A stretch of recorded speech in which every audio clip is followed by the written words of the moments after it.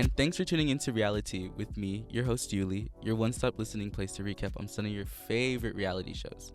In today's episode, we'll be covering episode 1 of the new season of Bravo's Real Housewives of Beverly Hills. For those of you just tuning in and don't really know what the Housewives franchise is, please take time after this episode, or even before listening to this, to catch yourself up because this is truly one of the best reality TV franchises out right now. There have just been so many pop culture references that were birthed from these women across the different cities. It's really, truly iconicity at its finest. So get comfy and let's get into this episode.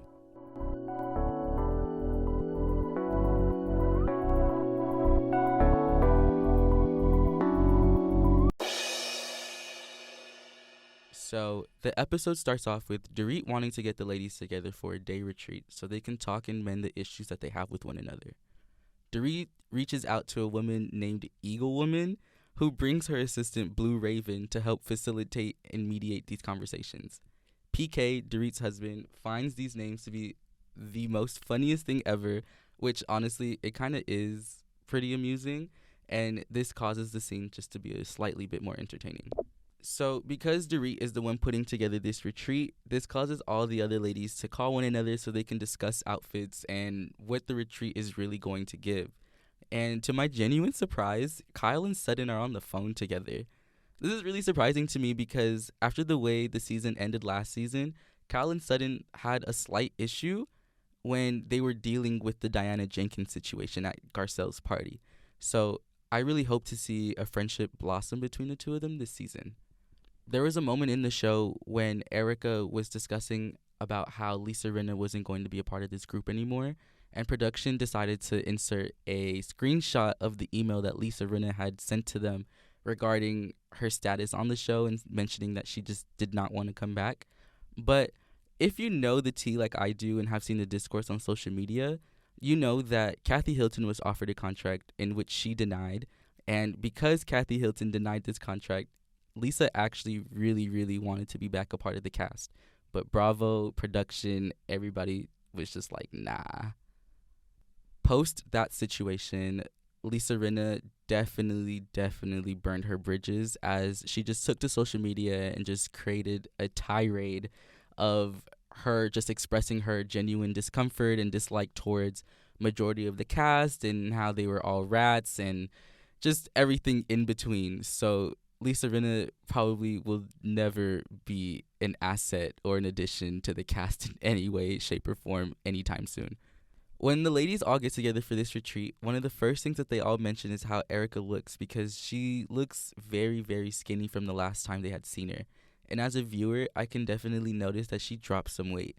She was already a skinny woman before, but now she just looks even more skinny. Erica claims that her weight loss is due to hormones and menopause, but Dorit is the first person to call bullshit and expresses in her confessional that she believes that Erica's rapid weight loss is due to Ozempic. Hormones. Hormones. Oh, is hormone spelled Ozempic? I don't know. And watching the setup of the Eagle Woman scene was initially kind of funny and lighthearted as the ladies just evidently weren't sure how the retreat was going to flow. But once it was introduced that tough conversations were going to be had, everyone had a switch of mentality and they were all in it. Dorit started off the difficult conversations by expressing her dislike towards Erica and how she handled the whole BravoCon situation.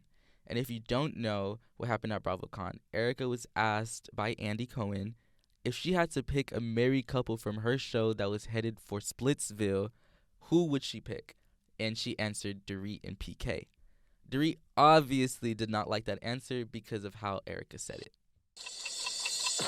Standing up, going to the center stage, delivering the line, and then flipping her hair, coming back and feeling very good about herself. That's not a showman. That's a bitch. So this cuts to a confessional where Sutton, of all people, weighs in and speaks up about a rumor that she had heard about PK a while back. The only thing that I've ever heard about PK and Dorit was the night PK got pulled over for a DUI.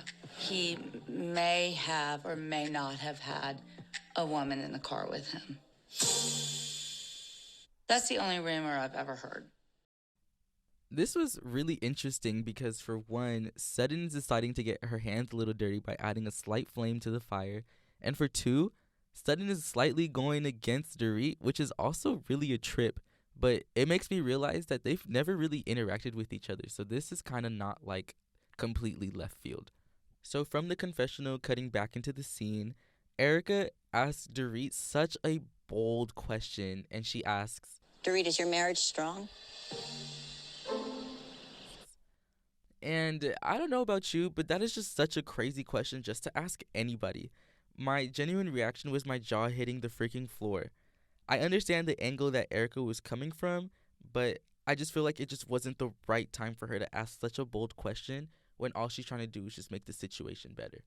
But after this little exchange, Erica has such a nice, heartwarming, humanizing moment when she allows herself to open up about the fact that at the time, she just really needed a solid group of people around her because she was just so broken.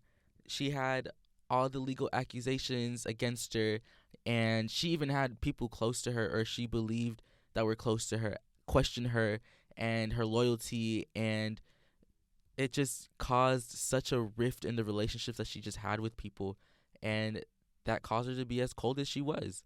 After this conversation was had, now Kyle decides to speak up, and she shares her disappointment that she has against the whole group of women. She's mainly referring to the past season's reunion when all the things that Kathy Hilton, who's her sister, had said and was brought to light through Lisa Rinna, and how nobody came to her defense when all that stuff was being said. Lisa, here are some of the things that you claim that Kathy said to you. Dorit is a stupid, useless idiot. Crystal and Sutton are pieces of useless idiots, should be fired. Can't believe I have to be around these peons. They need to go away. Lisa? I will destroy Kyle and her family if it's the last thing I ever do. Woo! Kathy, do you remember saying any of these things? No, I don't. All of that, no, I don't. And I'm not gonna lie, I have to stand with Garcelle in this situation because she's the only real person to ask Kyle why she chose to be mad at the ladies when they weren't necessarily the one saying these things. The only one that was going as hard about this situation was Lisa Rinna. And I mean, it just makes sense because if you have a problem between two people and you're caught in the middle of it, why would you expect anybody outside of that situation to come coddle you and to come help make the situation better when it necessarily had nothing to do with them and it's more of a family matter than anything? I honestly feel like that this might be the downfall of my liking towards Kyle, because one thing that really, really just upsets me just in general is when somebody just doesn't stand behind their siblings or just stands with their family and they let outside influences influence their decision makings and how they interpret the relationships with their own family members, because there should never be anybody that can come in between you and your sister or you and your brother that will deteriorate the relationship between you guys. As siblings, you should be able to fix any problems together and have those tough conversations together, and having any outside influences come in and mess that up is kind of just trash. And I'm not gonna lie, it was pretty obvious that Lisa Rinna never genuinely had Kyle's best interests at heart. Let's bring it back to season 9, I believe it was, when Kim Richards was back on the show and she was going through her sobriety journey. And who was it? Lisa Rinna came in and decided to tell Kyle that Kim was relapsing and that she just felt like she was on the verge of death, and just coming up with these crazy accusations, trying to pit her sister against her again.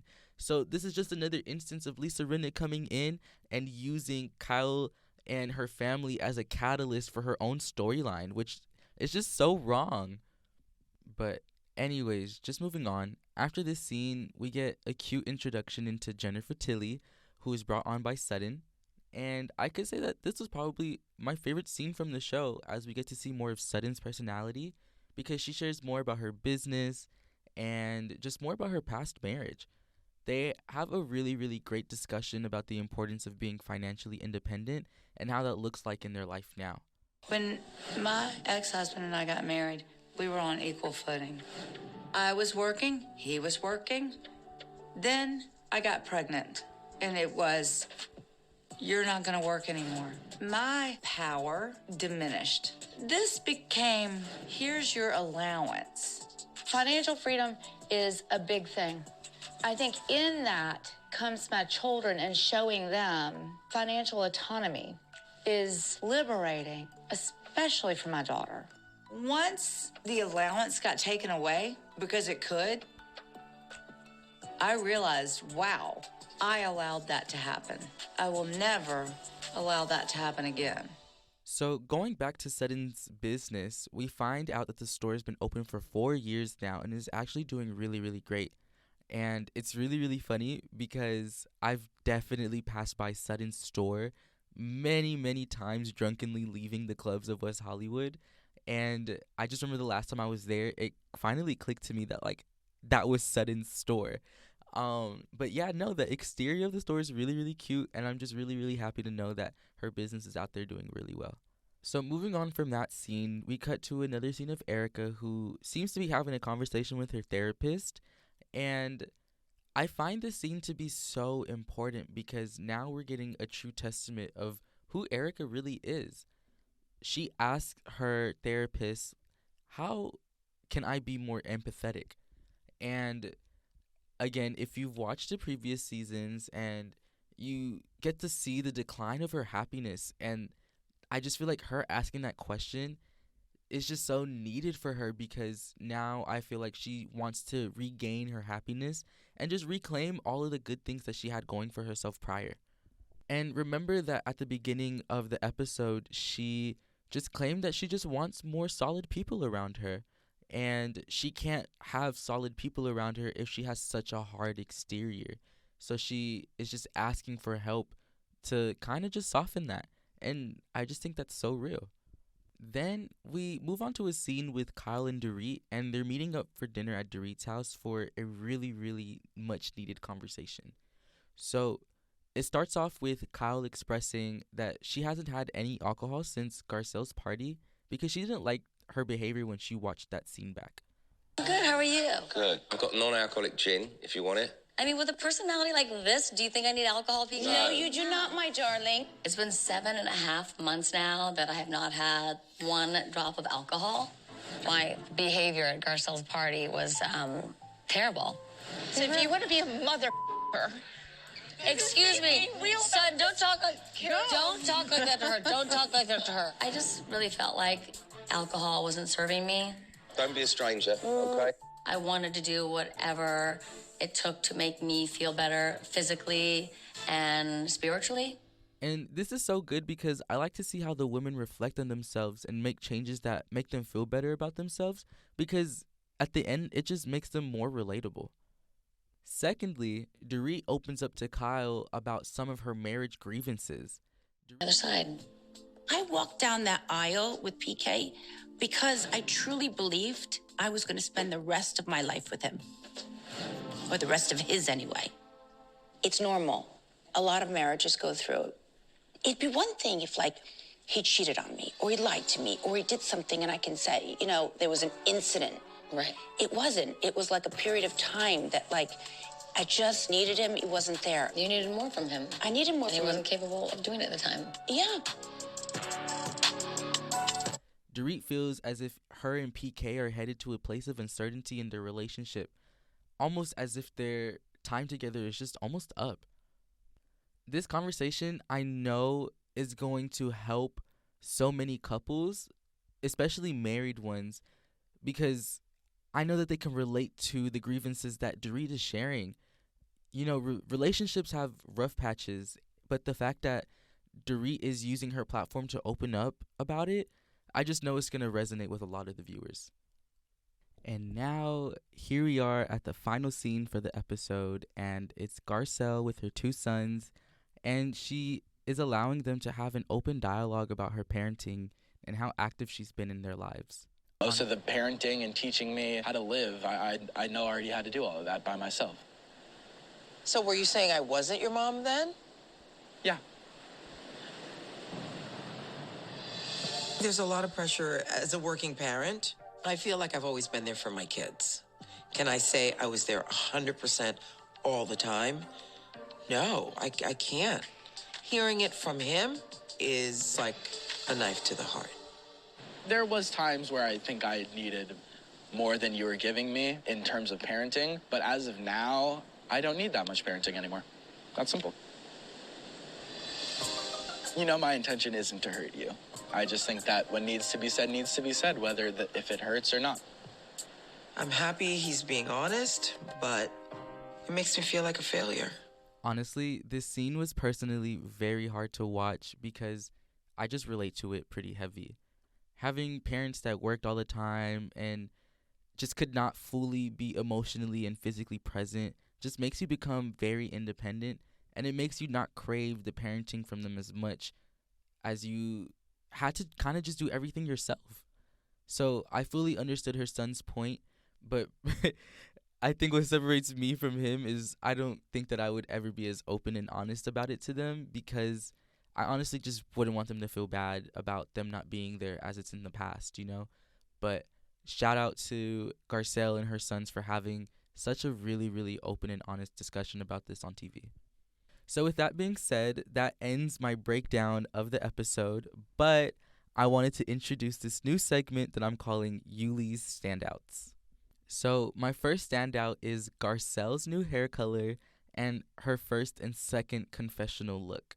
She's wearing a zebra pattern dress that just looks so good on her, and in her second look, she's wearing a lime green dress that just gives her very much a Poison Ivy vibe, and I'm just so here for it. Now, my second standout is Erica's confessional looks. So in her first look, she's wearing this gold dress that is just really showing off how snatched her body is, and she looks so good. Like, the body is really, really tea. And in her second confessional look, she's wearing this all denim outfit, and her hair is just a side parted bob, but it's just, oh my gosh, the whole outfit is just a yes. Like, she just looks so good. Now, my last standout happens to be Dorit's confessional look, because it just gives such an upgraded Chanel confessional look that she gave last season. And I can just say that overall, the girls have really leaned into fashion this year, and I can just say wholeheartedly that the looks are Yuli approved. Their stylists need and deserve a raise, like, for sure. But on that note, that's all I have for this episode. So thank you for tuning in. This has been Reali'Tea with me, your host Yuli, your one-stop listening place to recap on some of your favorite reality shows. Catch you next week, where I'll be releasing not one, but 2 episodes, as the Real Housewives of Potomac is also starting. Goodbye.